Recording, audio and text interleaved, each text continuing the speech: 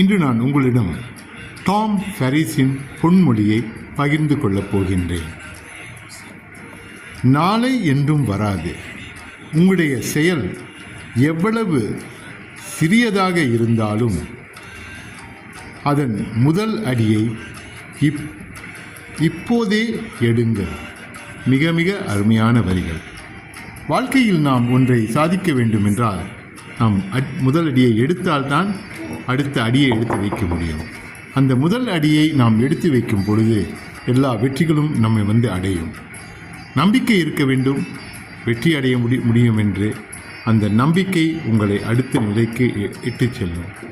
இதனால் முயற்சி செய்யுங்கள், விடாமுயற்சி செய்யுங்கள், தொடர்ந்து செய்யுங்கள். வெற்றி நிச்சயம் உங்களை வந்து அடையும்.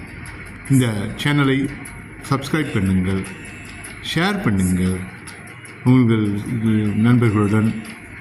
அதனுடன் இந்த புராணத்துக்கு பின்புறத்தில் ஒரு அருமையான பாடலை இயற்றியுள்ளேன்.